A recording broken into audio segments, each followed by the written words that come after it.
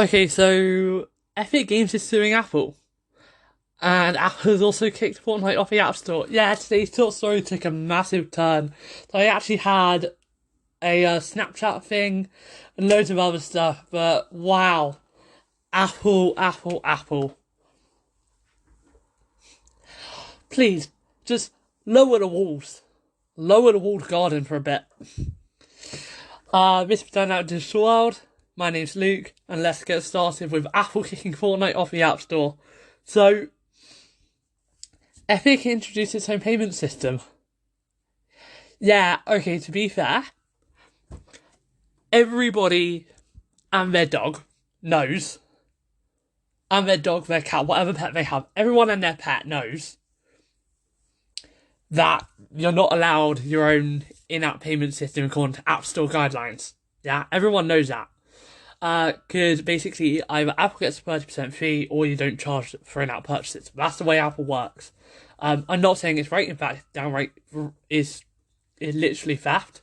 It is theft. They don't actually do anything. They don't develop the game. They don't work on the game, yet they believe they have a right to your revenue. That's wrong. That is wrong. They don't have a right to your revenue.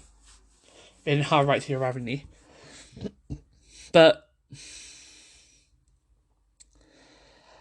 Apple is under massive antitrust concerns right now over the App Store and the rules it imposes.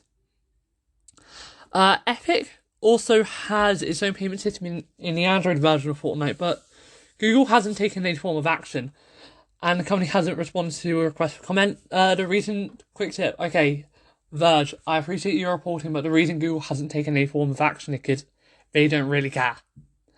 I'm going to let you in on a secret about Google, and this is going to take a massive shock for you, actually. But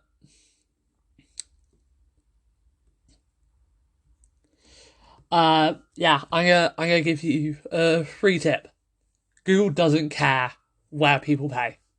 They would prefer it goes through their payment system and they get a cut, but they don't care. They literally allow you to sideload apps. Like, they don't care. There is no reason for them to care. They don't care. They get enough from other departments and licensing from other developers. They don't care. It doesn't matter to them. But anyway, Apple says statement to The Verge that it planned to work with Epic to, quote, resolve these violations, but has no intention to create a special arrangement for the company. There is a full statement, but I will not be reading it out. It's 2 whole paragraphs. Now, this approach is definitely designed from Epic to provoke Apple into a response.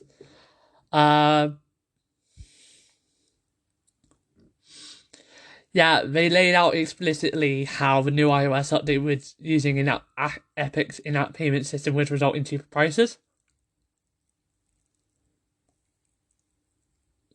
So,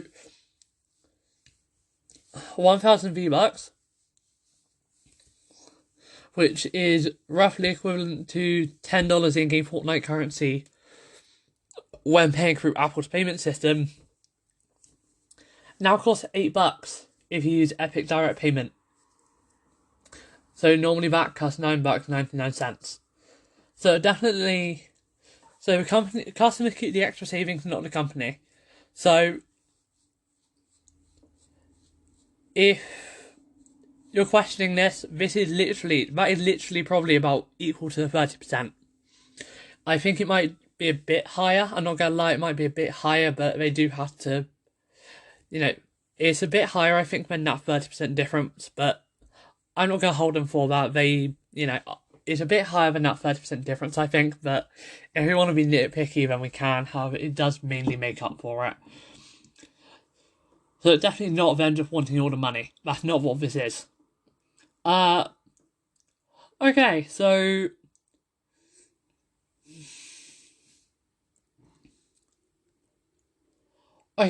new downloads are disabled as a result of Apple pulling the game from the App Store, but those who have already downloaded Fortnite are able to access the game. This whole story breaking in 1 hour. Epic have set this up to sue Apple. I'll go into that in a second. It is actually really clear. Now, you can even still use Epic's in-app payment system as well, even after this happened. This is according to the Washington Post Gene Park, use both Apple and Epic payment systems to purchase V-Bucks. Now, we're not sure if or how updates to Fortnite will function.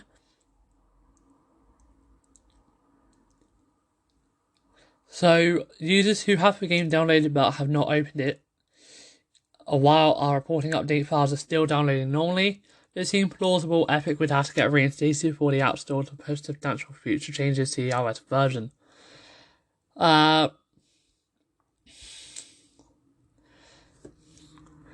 Yeah, now...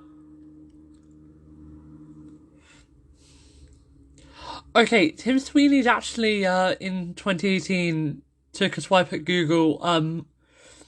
I'm sorry, but in this case, I really have to defend Google here. They get a lot of slack for this, and it's just not right. You can have a link to your own payment system in an app on the Google Play Store. You can have, you can do whatever you want. Google do not care. Yeah, Google have that laid out in the guidelines. They won't take your app off it.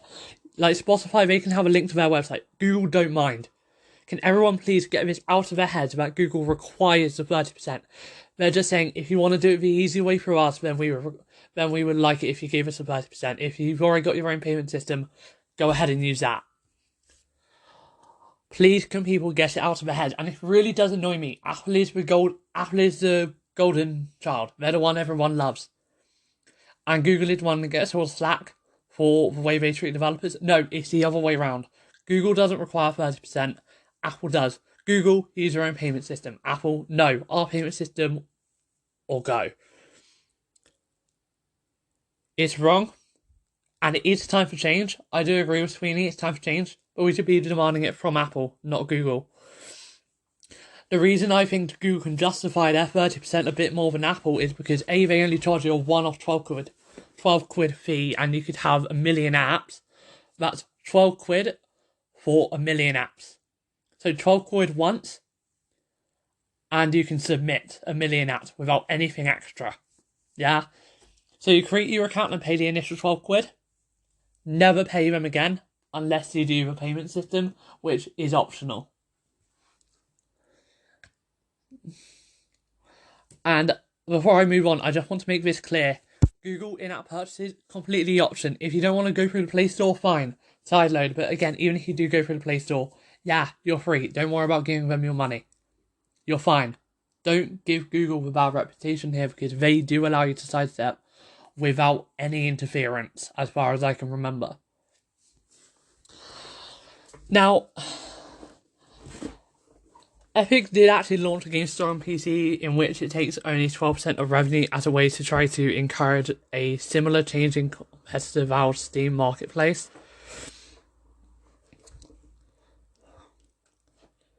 Now, according to Apple, they did this with the express intent of violating the guidelines. Yeah, they did. They did it to show the world how monopolistic Apple is, but it's nothing new, and it shouldn't be new to you by now. Let me drill this in. Google, freedom, equality. Go outside of the App Store altogether, or just have a link to your outside of the App Store for your own purchases. It's up to you. We don't mind. Apple, greed. I'll say that again. Apple, greed. Google, go outside of our App Store. That is literally how simple it is. Apple, use our service or nothing. Google, use our service or any other service you want. It is unfair that Google gets heat for being anti-competitive when Apple has a monopoly over its entire ecosystem, and you are forced to go the App Store route or go through a painful route of developer profiles and resyncing. Now, the guidelines also apply in some way to developers and not others. It's definitely wrong the way that Apple, this is Apple now. Apple definitely does apply guidelines in different ways as it benefits Apple more than others. Apple recently gave Amazon an exception to the 30% fee when selling TV shows and movie rentals through the Prime Video app. Something the company says is only allowed for certain streaming video platforms. As far as I can tell, that's the only one. Okay, this is new to me.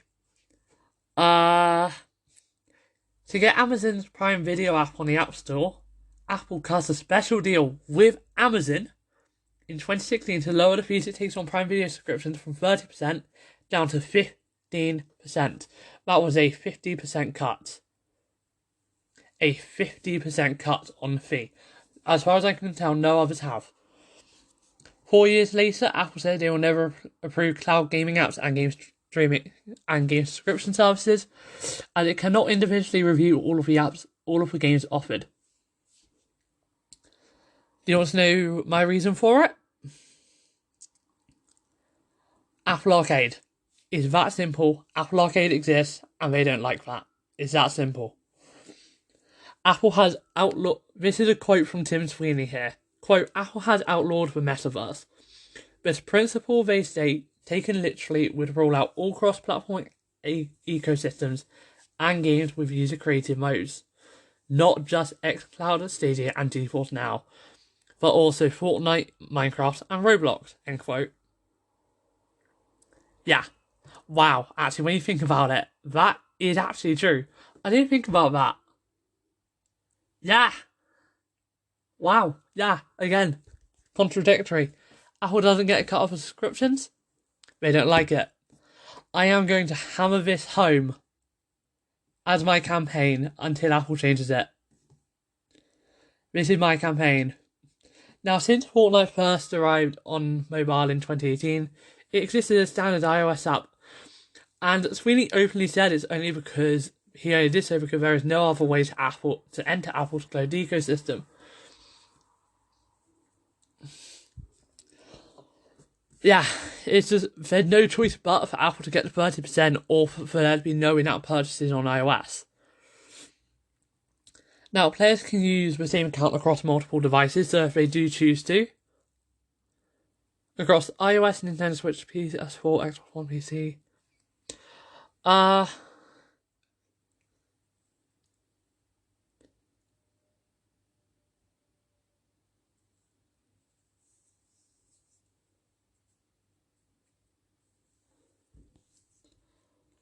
Okay, hang on, I'm confused about this. No, as far as I'm aware...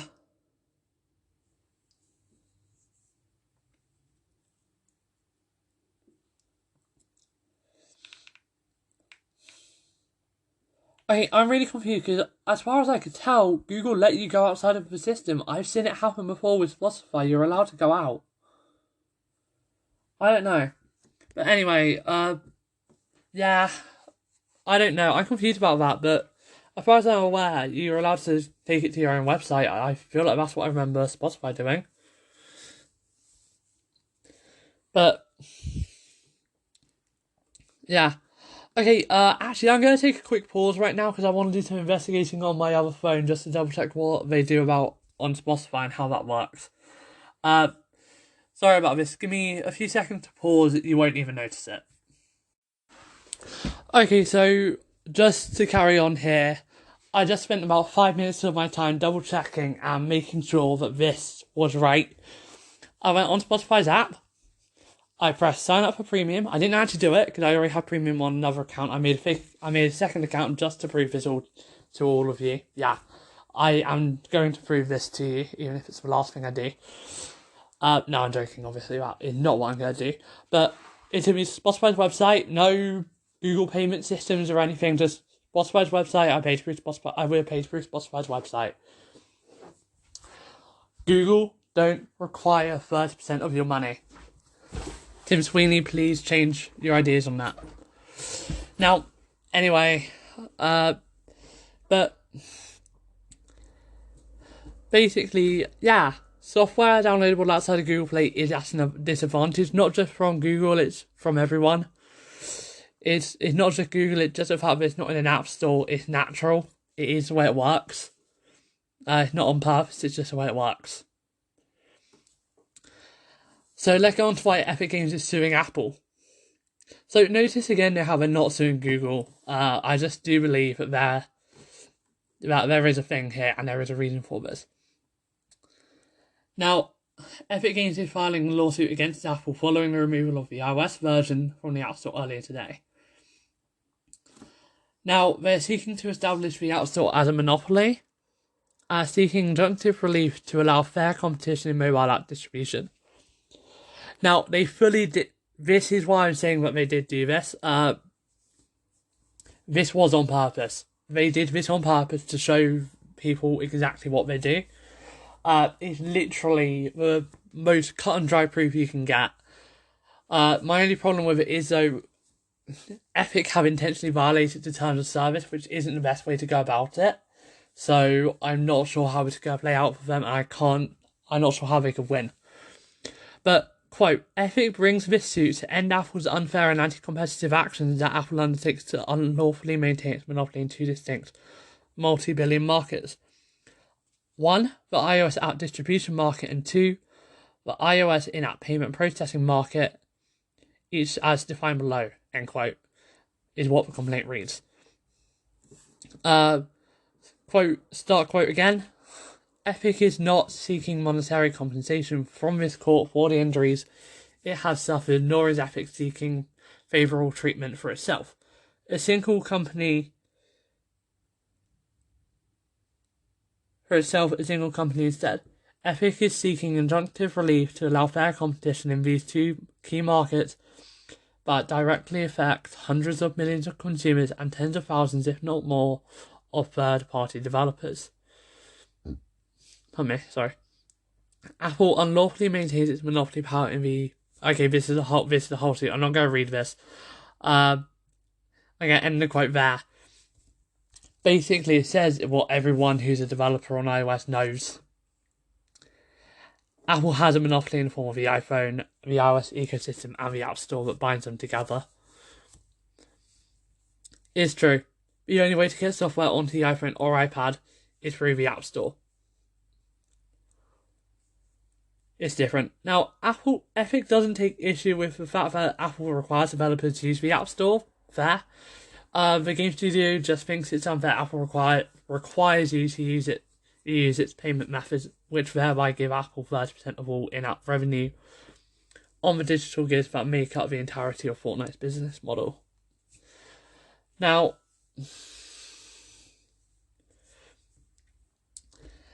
Epic Games does call this unlawful, and I believe they're right to. However, the complaint leans heavily on the Sherman Antitrust Act of 1890, so it's a very long one. But it was a monumental piece of antitrust legislation in the US used to break up monopolies during the turn of the 20th century. But it is still the pillar of US antitrust law, and Epic claims Apple has violated 6 separate accounts of the Sherman Antitrust Act: an unlawful monopoly in the form of the App Store, denial of essential facility in iOS app distribution, unreasonable restraints of trade in iOS app distribution, and then basically the same things for in-app payment processing on iOS. Now, the final court account referencing the Sherman Act is over Apple tying the App Store in the iOS app distribution market to in-app purchase in the iOS in-app payment processing market, creating what Epic sees as a monopoly harming competition. Fair play, Apple forces you to raise your prices to get the same amount of money you would get anyway. Remember, these companies, if they were to keep it at the same amount, they would get less money. Yeah, it's still a lot of money, but they would get less. So they raise their prices by 30% to count that 30% loss. Now, basically, according to Epic, app developers are coerced into using in-app purchases. To be honest, I wouldn't even say the word coerced, I'd say forced.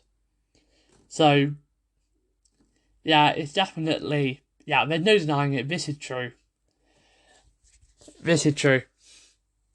Now, I am actually going to be sending Epic an email just to confirm about the Google Play Store, because I do want to confirm some things about them requiring something from a 30% cut and there being no way to go around it. I will confirm that myself. I just feel like I owe it to people to send them an email and get in touch with them regarding this. As a podcaster, it is my duty to try and get the facts, and whilst I have a lot of them, I will see what I can do if I can find an email to send it to, etc., etc. because this is definitely an interesting subject, and I do want to know a bit more about the differences between how Google Play works and how iOS works. But as far as I've been made aware, you're allowed to go out of the App Store, with the Google Play Store, sorry. And I will maintain that until I hear otherwise. I see proof of otherwise. Pardon me. Most games don't. That's a thing. They just don't normally because it's easier to just do it through Play Store. Not necessarily the same as requiring you do it through Play Store.